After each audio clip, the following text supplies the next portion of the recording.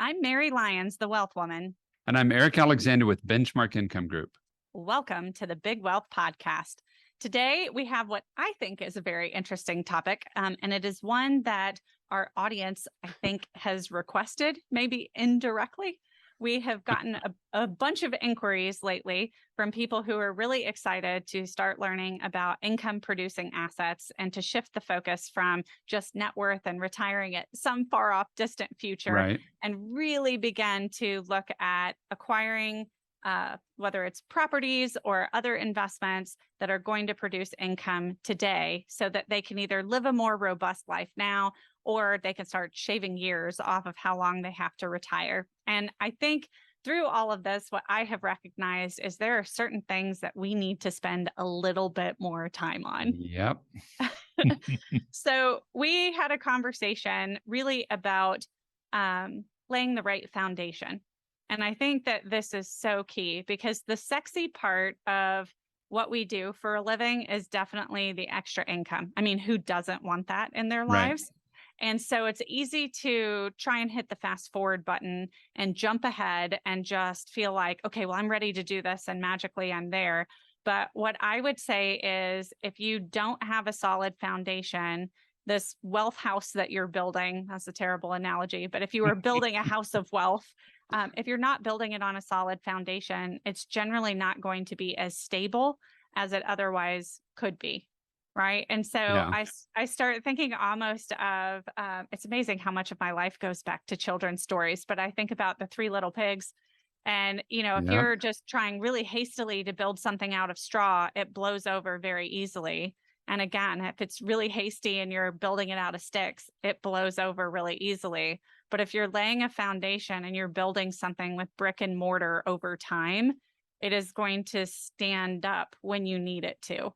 And I think financial plans are really the same way, but it's Yeah. easy to just fixate on one particular piece without the context of the whole.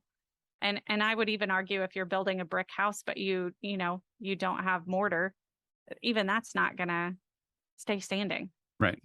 Yeah. And it's a phrase that I've sort of developed and become more impressed by than I think it's an actually good quote. It's almost impressive in my head, but not actually impressive. But like we all want to be Superman and leap the tall building in a single bound. Like we want to go from zero to amazing with all these things. And we want to do it as fast as humanly possible. But we got to lay the foundation first. You got to take the stairs before you can get in the elevator. And like, you got to have that powerful foundation, but it's Well, really and hard. I just had this horrible picture in my head when you were talking about Superman. If we think we are Superman and we just jump off the top of a building thinking that we can fly, that's going to have a really bad ending. And so we have to figure Right. out what we can actually do first. And maybe we should start off with much smaller jumps, leaps, bounds. Right. So Leaping that small curbs in a single bound, we, maybe? right. Maybe we figure out that a cape isn't enough and we actually need, some kind of glider. I don't know. I feel like I'm going off the rails here. So what I do want to do is talk through a case study. And we will try to be thorough in the amount of information that we are giving here with this case study. But there's only so much you can do in a 20 to 30 minute podcast. And so we'll try and hit the heavy. So this case study is from a real client. And it is really about how to position yourself for long-term success. This particular client really just kind of hitting their stride, early 40s, really starting to make a high income, probably in the top 5%, I would say, of Right. all households in the US. And that number starts, I think, around about 350 to be in the 300, 350 range, I think, right now, Right. to be in the top 5% of all households in the US. And so because it's new and it's not something that they are used to having, they're actually saving a really substantial amount of what they're earning. They're earning about 400 and they're saving on a pre-tax basis about 100,000 of that. Yeah. So they haven't let lifestyle creep come in just yet. Right. So they're saving 25% of everything that they earn. That's their number. And that is amazing. And it is really exciting. But this particular client came to mind as an example, talking kind of generically about it with another one of our listeners who specifically asked the question. They said, I have all this money, but it's new. And so what what should I be doing? Because they wanted to jump right into real estate, but they haven't necessarily built the cushion that I thought they needed yet. And so, Right. so basically, looking at this particular couple in the case study, the amount of money that they were saving each year, they had about 36,000 going to what I would call a super Roth. And a super Roth, for everyone going, what the Yeah. heck is that? Because this couple is a business owner, they're putting $36,000 into a SEP IRA, and then they're doing a conversion to a Roth IRA at the end of the year. So it's a nice perk of being a business owner is that you can actually get more into a Roth than most other people Right. if you were using that backdoor conversion. So if you don't know about that and you have questions, maybe that's a podcast for another day. We'll write it down. Yeah, write that down. And so when you start looking at what they're doing, that's where part of their money is going. And then they had about $100,000 sitting in cash above and beyond just that emergency savings number. And then they were saving probably another 35,000 or so on an after-tax basis, just into a savings account right now, because they were trying to figure out what to do next. And so when you take them at their current age and you kind of run the projections out to retirement, if they could have about a 7% rate of return during that time, they would get to retirement and they would have a decent chunk of change. And at a 3% withdrawal rate, it was going to throw off about $156,000 a year of income. So there's a lot of assumptions here because as an Right. advisor, we do have to make assumptions about rate of return. But just to give you kind of the broad generality of where they were headed before they met us, that's the income that they were looking at, was about Right. 156,000 of income per year. So for somebody who is earning about 400,000 and really living off of about 300,000, that's half of what they're living on today. And we haven't talked about inflation yet. Right. So, you know, there's a lot of people who would be really excited about having that at retirement. But this couple was looking at their current income and their current lifestyle and saying, that's just really not going to cut it. And so what we started looking at is, okay, if we could hit the easy button, how would things change? And there's a couple of previous episodes that you might want to go back to specifically about the easy button. It is Right. basically a change for where you are saving your money today that gives you two different options for distribution, one of which is a simulated pension, the other of which is what we would call a market shock absorber. And so whenever we say easy button, it's just positioning yourself for that by adding in both an investment component and an insurance component to your plan, and specifically with whole life insurance. Right. So when we started to look at that, we kept 36,000 going into the Roth, and then we redirected the 35,000 plus the money that was sitting essentially in cash. So in the first year, they put in right at about 100,000. And after that, the goal was about 35,000 of income per Into year the insurance, right? into the insurance at retirement. So before that money was looking for another investment, it was just going into a brokerage account. Now we're just shifting where we're putting it. Right. So nothing has actually changed about what this person is saving.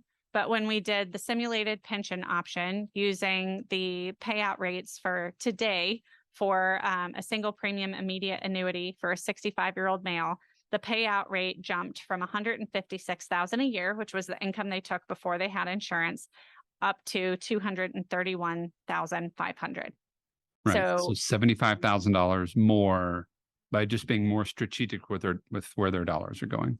With their distribution. Right. So I made all the same assumptions about the rate of return on their investments. Obviously, a whole life insurance contract is not going to return at 7%. That's all factored into this assessment.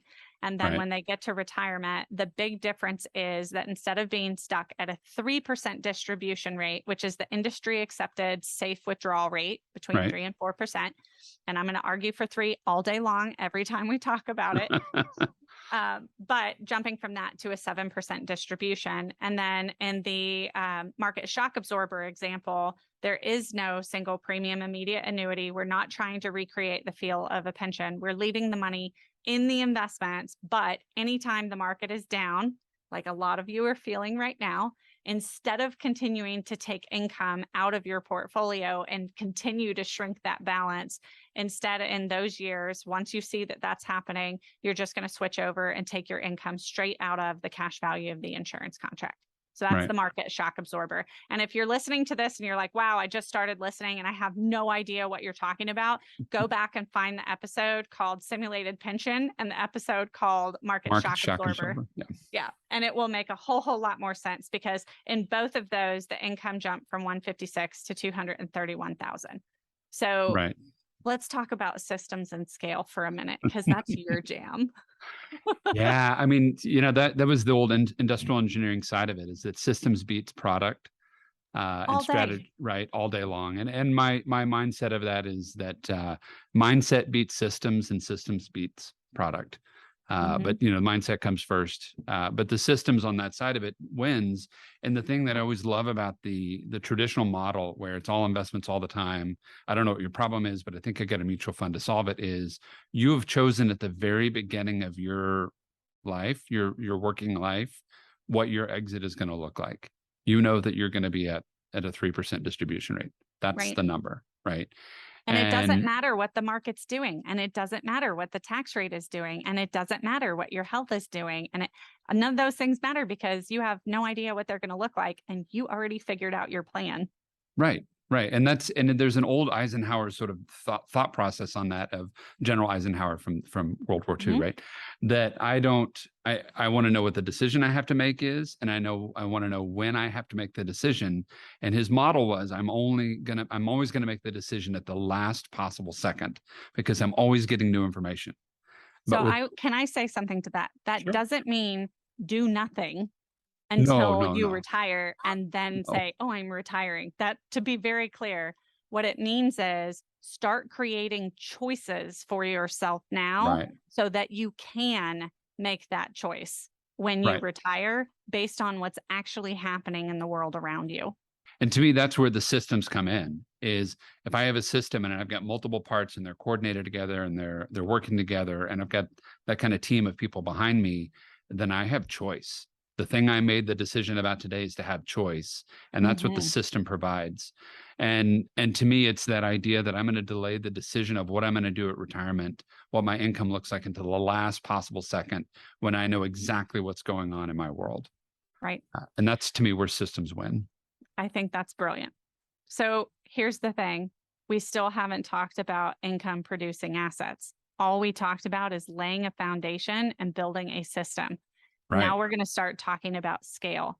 But before we go into scaling this particular system, we're going to look at an example where you start from exactly the same place, but you buy real estate right away without adding in the high early cash value whole life insurance policy. Right. Right. Because that's the question we keep getting, not to interrupt you there, but the question is, yeah. I get it. We should have these cash flowing assets. We should buy some insurance. We should do this system, but I don't want to wait. I want to get the investment right away. I want to get the cash flowing asset straight away. Don't sell me all the other stuff. Don't talk to me about the system. Right. And to that point, but can I do this without the insurance? Exactly. Hell yes, you can. You can. And I'm going to tell you what happens when you do. Right. That's a good question.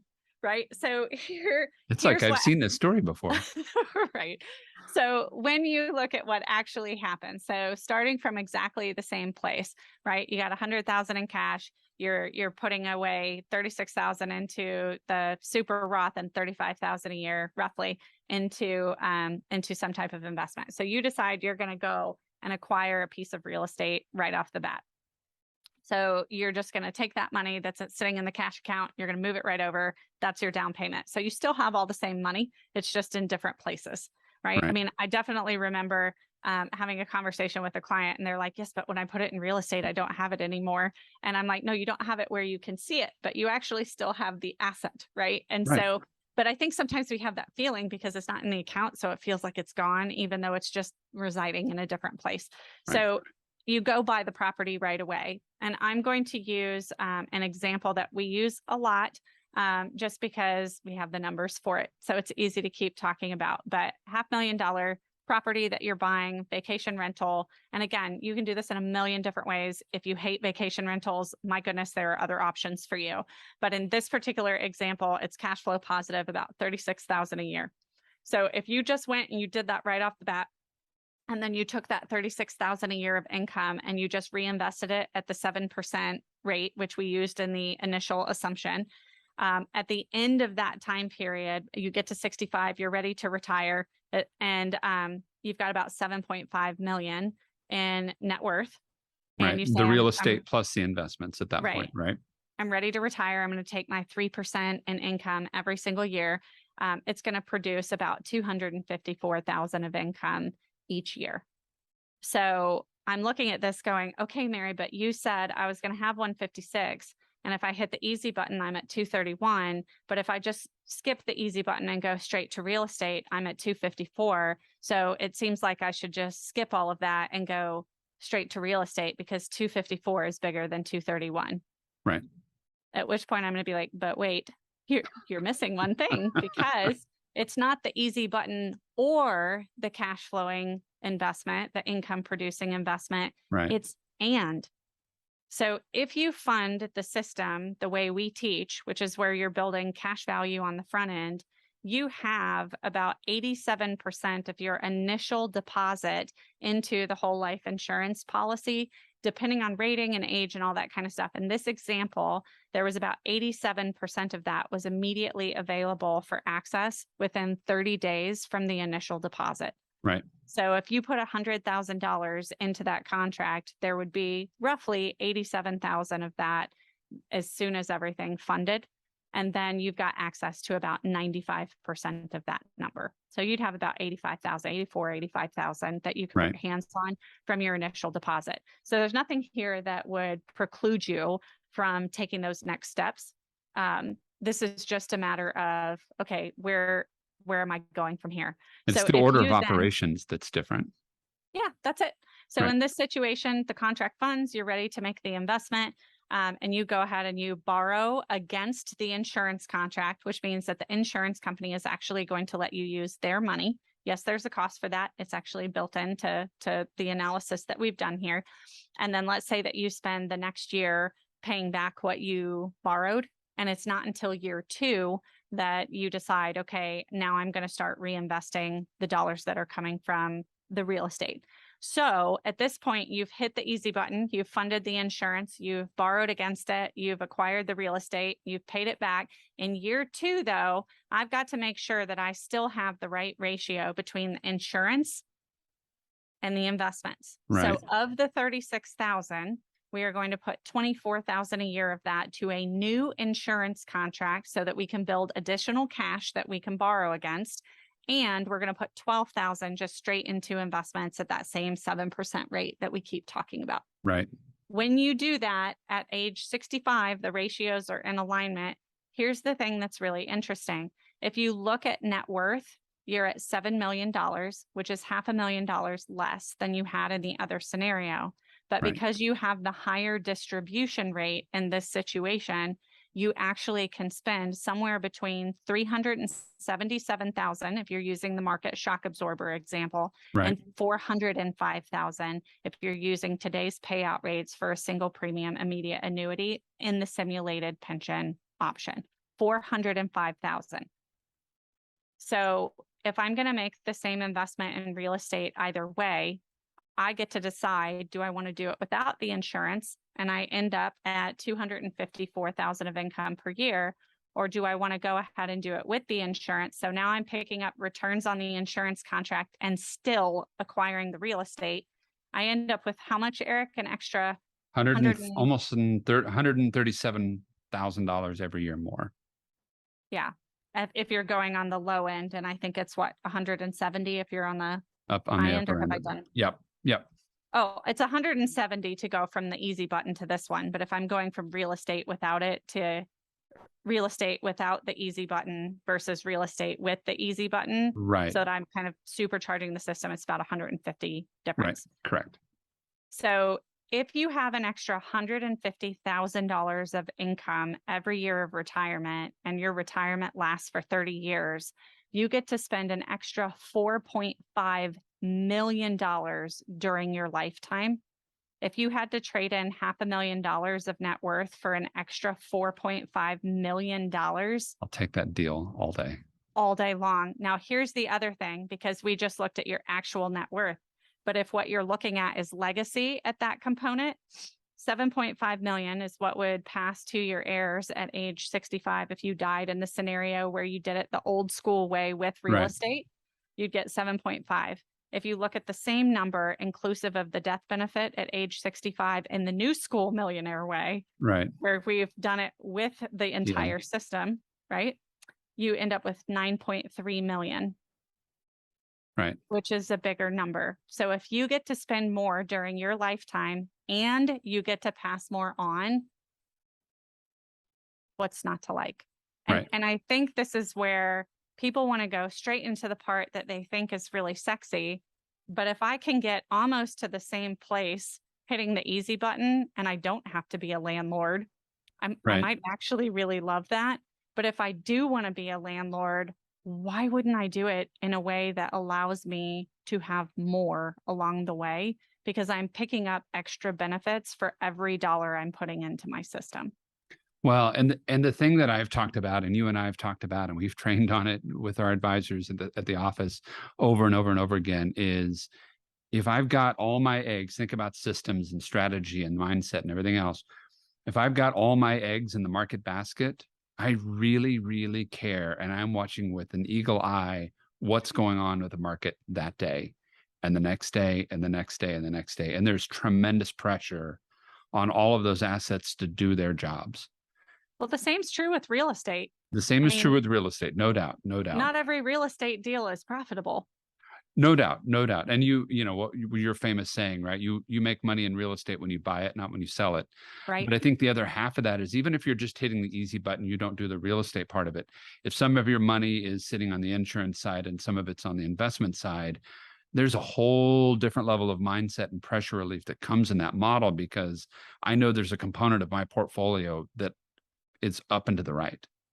Mhm. Now, it may not be up into the right 4,000% every day and every hour, but it's always up into the right. And Forever. I've got some pressure release on the other half that I'm not worrying and struggling with. How's this money going to work? Where's it going? What's it going to go do? I've got some pressure relief. And then I make Right. a lot smarter decisions when I'm not stressed about money than when I'm worried about how this is going to go every day. Right. Well, and even if you aren't looking at the stock market and you're looking at real estate, it wasn't that long ago. I mean, think 2008, 2009, Yeah. 2010, where real estate across the country just took it in the, I mean, it went down the tank. And so, sorry, Right. I made that PC or, at least less rated R there for a second. Sorry, guys. But you start, I mean, it was a traumatic time period. It was a Okay. traumatic So, time period. yeah. And so I think it's really important to recognize that a lot of this is about not only are we trying to position you so that you get to enjoy more during a lifetime, but we also want to make sure that we are managing for downside, right? You can't prevent Great it and you point. frequently can't predict it. And so much of what we're doing is adding an element that has, growth that is protected or, assets that are actually guaranteed so that if the rest of your portfolio is going the wrong direction, you at least have something that keeps you afloat. And, again, this goes to maybe you're not ready. Like maybe the idea of Right. doing income producing assets is really exciting to you, but jumping right into that full bore when you've been in a position that maybe you've been much more passive for a decade or 20 years or 30 in some circumstances, Right. why not start by doing the easy step forward instead of taking the giant leap? I mean, the conversation that I always try and have with clients is you can do this one of two ways. You can cannonball into the deep end and hope you know how to swim, right? With no Right. floaties on. Or you can wade into the shallow end and make sure you've got your bearings about you, that the temperature is okay, and that you can actually swim and then take off. Because Right. frequently you're going to do much better in that situation where you learn to swim in increments and then become a very powerful swimmer than if you just throw yourself in there and hope it all works out. I mean, there's no Yeah. endurance, there's no knowledge, there's so many places that can go wrong. Well, and there's a great gosh, you brought this up and this is brilliant. So we had a great conversation the other day at our office, and one of the other advisors, we were talking about being content. And I was Mhm. like, I really like the word content. And she says, I hate it. I hate the word content. She says, all I hear when I hear content is complacency. Like I've Mm, given up, I'm settling. And I'm like, well, then change it. it's not being content, it's being patient.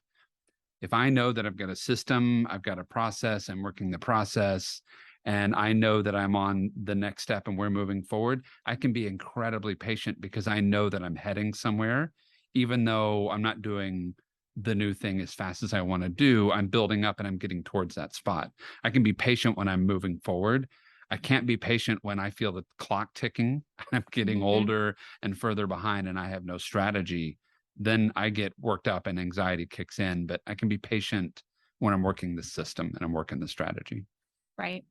Well, and you and I were talking earlier today about this as well. I mean, I went full bore when I was in my 20s into the acquisition of some real estate. And Right. when I think about both of those acquisitions now, it makes me cringe. Now they both worked out really well, but that in and of itself, I think, and I don't know that I've actually said this out loud because I was really proud of myself at the time, but the first acquisition I did, I had $30,000, not even. I probably had $20,000 in the bank. And then I had another probably 13,000 in the cash value of my life insurance contract. So I was Right. already funding the system, but I used all 13 for the down payment and closing costs to buy the first property. And then I spent everything I had liquid on the remodels for this house. And then I had to get a title loan on my car for Oh $7,000 my to gosh. finish I the didn't know that. construction. Yeah, I don't like to talk about that part, right? This is what we do. This is, as humans, what we do. This is the classic Facebook thing, right? Look, I did this amazing thing in my 20s, and everyone's like, oh, you're amazing. And then you tell them you took a title loan to finish construction, and they're like, oh my God, you're crazy. Right. Right. And it was, but I think about that and I'm like, why did my parents let me do this? And I think it was because had anything gone truly, truly, truly wrong, I think my parents would have bailed me out, which, Right. which thank God they had the ability to, but I didn't need it.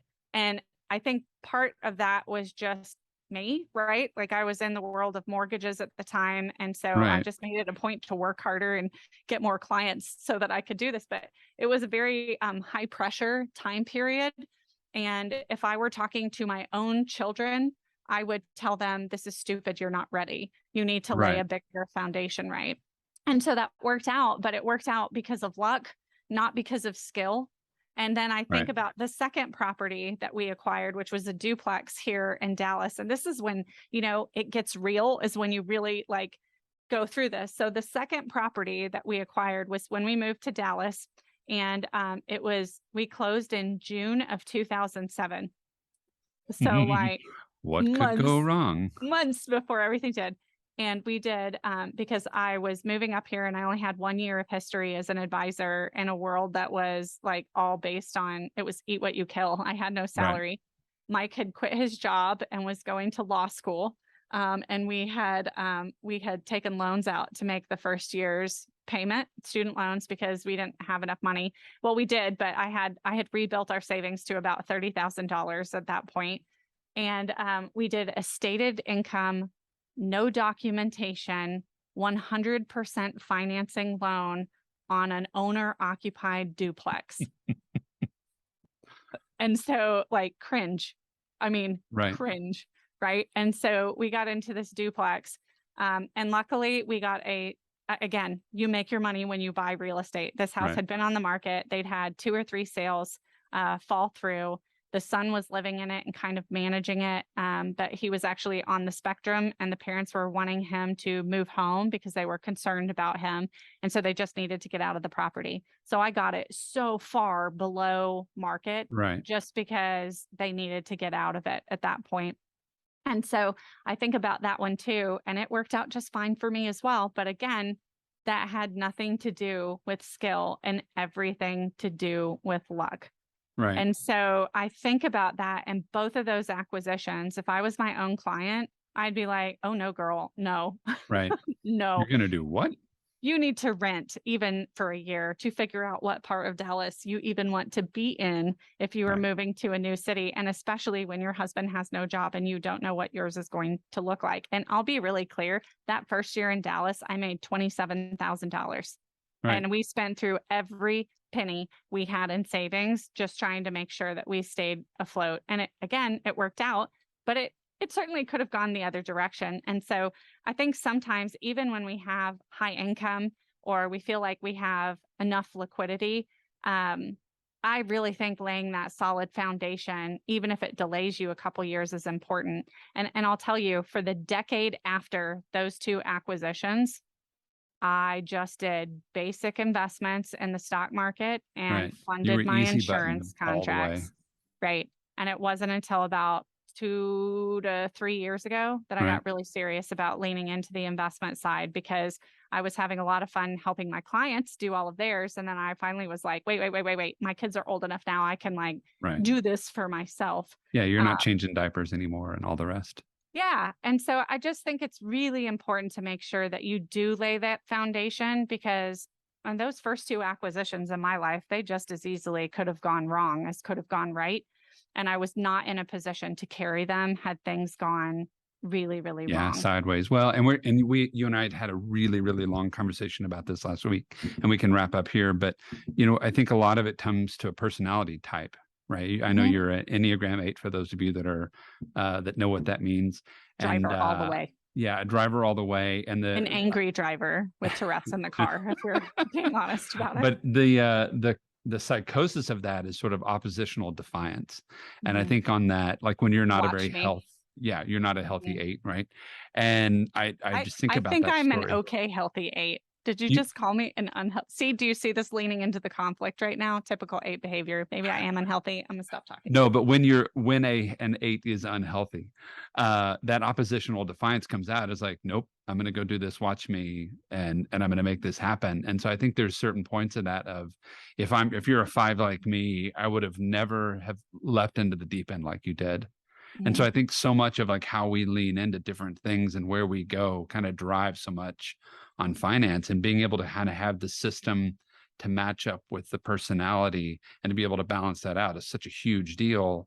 And Mhm. whether you do easy button first or you go all in deep end, whether regardless of how you approach new challenges and new opportunities, it's about being able to build the system so that you have the ability to pivot, and you Well, can be patient or aggressive at the same time. and if you're gonna do the work, why not make sure you end up with more? Yeah. I Yeah. mean, for You're the going to do the same I same mean, amount of work. if I build the system and then go acquire the assets versus just jumping in willy-nilly acquiring assets, either way, I'm doing all the research. I'm figuring out which assets I want to invest my dollars in. If one of them gives me a safer, more efficient, and predictable output, and that output happens to be more for me and the next generation, that's just being smart, Yeah. Yeah. It's just being prudent and right? patient when you need to be. And I Mhm. think that's the permission slip that a lot of people need. So I can be Well, patient and I'm not going backwards. and I think the thing to remember is that, again, it's not either or, it Yep. should be and. And if you're Yeah. not having that conversation with your current advisor, you need to find somebody who's having that conversation, because, again, money is just a tool that is meant to help you build a life you're excited to live. But how you use that tool determines what you're going to build and how stable it actually is. Yep. So if you're looking for me, you can find me at The Wealth Woman, wherever you social media. Eric, where can they find you? And I'm on Economics with Eric, also wherever you social media. We'll see you next time.